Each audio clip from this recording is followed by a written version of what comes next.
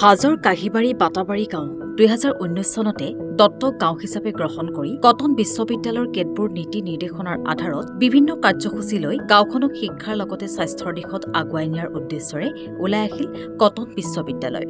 জনজাতীয় গাঁওখনত এটি পুথিভঁৰাল স্থাপন কৰি শিক্ষাৰ লগতে স্বাস্থ্যৰ দিশত অধিক শক্তিশালী কৰাৰ লক্ষ্যৰে বিভিন্ন দিশৰ ওপৰত কটন বিশ্ববিদ্যালয়ৰ অসমীয়া বিভাগৰ অধীনস্থ বাটাবাৰী গাঁৱত বিভিন্ন কাৰ্যসূচীৰ লগতে বিশেষ সজাগতা সভা অনুষ্ঠিত হৈ আহিছে। আনহাতে বাটাবাৰী গাঁওখনত উচ্চ শিক্ষাৰ লগত জড়িত লোক অতি নগণ্য। এই উদ্দেশ্যৰে উচ্চ শিক্ষাৰ লগত ছাত্ৰ ছাত্ৰীসকলক কেনেদৰে উৎসাহিত কৰিব পাৰি তাৰ লগতে গাঁওখনক কেনেকৈ উন্নত কৰিব পাৰি এই সকলো দিশৰ ওপৰত কটন বিশ্ববিদ্যালয়ে বলিষ্ঠ পদক্ষেপ হাতত লৈ বাটাবাৰী প্ৰাথমিক বিদ্যালয়ৰ পৰা বিশেষ ভূমিকা লোৱা বুলি জানিবলৈ দিয়ে কটন বিশ্ববিদ্যালয়ৰ কৰ্তৃপক্ষই। এই গাঁৱৰ চাৰিওফালে জনজাতীয় মানুহৰ বসতি। কাহিবাৰী বাটাবাৰীৰ বড়ো মানুহখিনি এই অঞ্চলৰ অন্যতম প্ৰাচীন বাসিন্দা। সাম্প্ৰতিক কালত এই মানুহখিনি বিভিন্ন সমস্যাৰ মুখামুখি হৈছে। বেছিভাগ মানুহেই কৃষিজীৱী, কিন্তু তেওঁলোকৰ হাতত মাটিৰ পৰিমাণ নিচেই সামান্য। চাকৰি বাকৰিৰ ক্ষেত্ৰতো তেওঁলোকৰ উপস্থিতি অত্যন্ত নগণ্য। মাত্ৰ কেইগৰাকীমান সৈন্যবাহিনী আৰু পুলিচত চাকৰি কৰা মানুহৰ বাহিৰে অন্য চাকৰি বাকৰি কৰা মানুহ নাই বুলি ভুল কোৱা নহয়। শিক্ষাৰ ক্ষেত্ৰতো এই গাঁওখন যথেষ্ট পশ্চাৎপদ। বড়ো জনজাতীয় এলেকাবিলাকৰ পৰা বিচ্ছিন্নভাৱে থকা বাবে সামাজিক, ৰাজনৈতিক আৰু অৰ্থনৈতিক ক্ষেত্ৰত কাহিবাৰী বাটাবাৰীৰ মানুহখিনি যথেষ্ট পিছ পৰি আছে। তদুপৰি জনজাতীয় মানুহৰ বৈশিষ্ট্য হৈছে যে তেওঁলোকে প্ৰকৃতিক আশ্ৰয় কৰি জীয়াই থাকে, কিন্তু বৰ্তমান বিভিন্ন কাৰণত এই কাহিবাৰী বাটাবাৰীৰ চাৰিওফালে যিবোৰ খাল বিল বা জলাশয় আছিল, যিবোৰ অৰণ্য আছিল, সেইবোৰ নাইকিয়া হোৱাৰ ফলতো তেওঁলোক যথেষ্ট সমস্যাৰ মুখামুখি হৈছিল।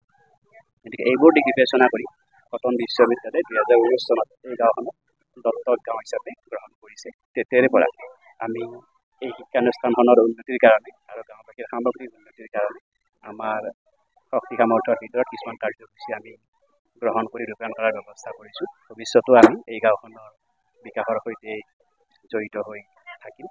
আজি দিনজোৰা কাৰ্যসূচীৰে আমি এই গাঁৱলৈকে আহিছোঁ। গতিকে আমাৰ কটন বিশ্ববিদ্যালয়ৰ ছাত্ৰ ছাত্ৰীসকলে এইখন বিদ্যালয়ৰ ছাত্ৰ ছাত্ৰীসকলৰ সৈতে ভাৱ বিনিময় কৰিব আৰু ৰাইজৰ মাজত বিভিন্ন বিষয়ত সমীক্ষা চলাব। বিশ্ববিদ্যালয় অনুদান আয়োগৰ নিৰ্দিষ্ট নীতি নিৰ্দেশনা আছে।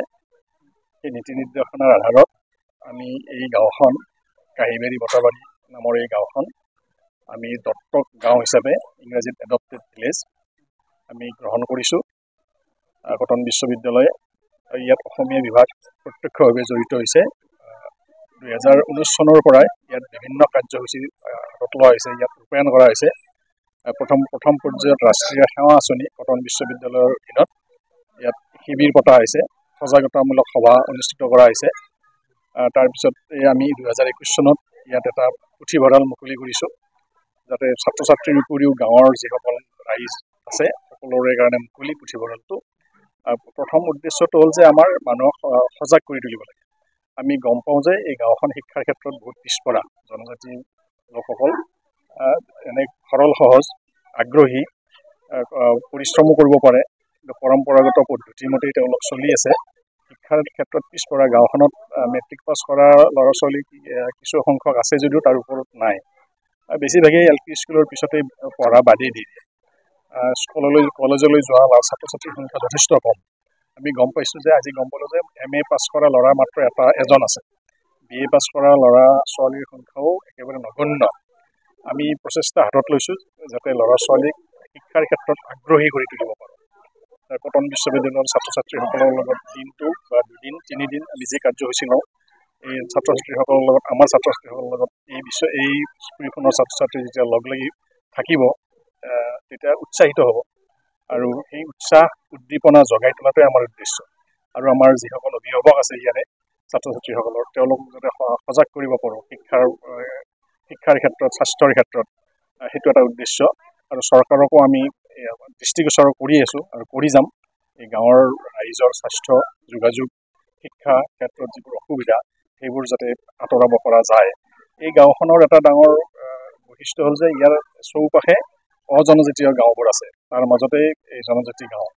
আৰু তুলনামূলকভাৱে পিছ পৰি আছে তেওঁলোক তাক আগবঢ়াই নিয়াৰ চৰকাৰৰ দায়িত্ব তেওঁলোকৰ নিজৰো দায়িত্ব গাঁওবাসীৰ আৰু আমি তাত কেৱল অনুঘটকৰ কাম কৰিব বিচাৰিছোঁ আমি বিশ্ববিদ্যালয়ৰ পুনৰ কৈছোঁ বিশ্ববিদ্যালয়ৰ নিৰ্দিষ্ট নীতি নিয়ম আছে সেই নীতি নিয়মৰ আধাৰত এইখন দত্তক গাঁও হিচাপে লৈ আমি ভৱিষ্যতৰ কাৰ্যসূচী চলাই যাম গাঁৱৰ ৰাইজৰ উৎসাহ উদ্দীপনা সন্তোষজনক গতিকে আমি ইয়াত এই কাৰ্যসূচী আজি দিনটো সজাগতা শিবিৰ হিচাপে উদযাপন হ'ব আৰু তাৰ পিছতে আমাৰ ছাত্ৰ ছাত্ৰীসকলে ইয়াৰ যিসকল ছাত্ৰ ছাত্ৰী আছে যুৱক যুৱতী আছে তেওঁলোকৰ আমাৰ লগত মনৰ ভাৱ বিনিময় কৰিব আৰু আমি যিসকল ইয়াৰ বয়সীয়াল লোক আছে মহিলাসকল আছে তেওঁলোকৰ খবৰ ল'ম আৰু পৰৱৰ্তী কালত এটা স্বাস্থ্য শিবিৰ পাতিব পাৰোঁ নেকি আমাৰ চিকিৎসা বিষয়া আছে কটন বিশ্ববিদ্যালয়ত তেখেতৰ লগত আলোচনা কৰি যদি এটা স্বাস্থ্য শিবিৰ বিনামূলীয়া স্বাস্থ্য শিবিৰ যদি আমি ইয়াত অনুষ্ঠিত কৰিব পাৰোঁ তেওঁলোকৰ স্বাস্থ্যও যদি পৰীক্ষা কৰি দিব পাৰোঁ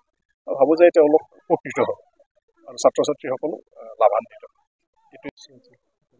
আজি আমি কটন বিশ্ববিদ্যালয়ৰ অসমীয়া বিভাগৰ যোগেৰে এখন এডপ্টেড ভিলেজ কাঁহীবাৰী বটাবাৰী ভিলেজত আৰু লগতে আমাৰ যিখন জনজাতি প্ৰাথমিক বিদ্যালয় আছে এই বিদ্যালয়ৰ আমাৰ কটন বিশ্ববিদ্যালয় এডপ্টেড কৰি লৈছে তাতে আমি ইয়াতে অলপ ল'ৰা ছোৱালীখিনি কেনেকৈ আমি উৎসাহিত কৰিব পাৰোঁ উচ্চ শিক্ষালৈকে সেইটোৱে আমাৰ মেইন উদ্দেশ্য প্ৰধান উদ্দেশ্য হ'ল তাৰমানে ল'ৰা ছোৱালীখিনিক আমি কেনেকৈ উৎসাহিত কৰিব পাৰোঁ তেওঁলোক কেনেকৈ উচ্চ শিক্ষালৈকে যায় কাৰণ ভাৰতবৰ্ষৰ অসমত প্ৰাথমিক বিদ্যালয়ত নামভৰ্তি কৰা ল'ৰা ছোৱালীৰ সংখ্যা 93%, কিন্তু উচ্চ শিক্ষালৈকে যোৱা শতাংশ হ'ল আপোনাৰ 17।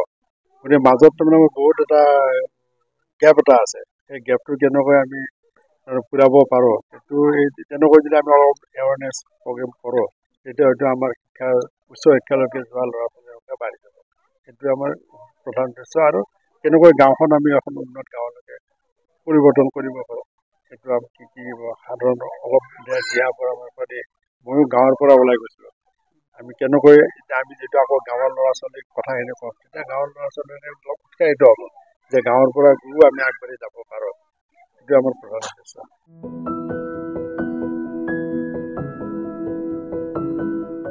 হাজোৰ পৰা মৃদুল মজুমদাৰ, এনি ভাৰত 24।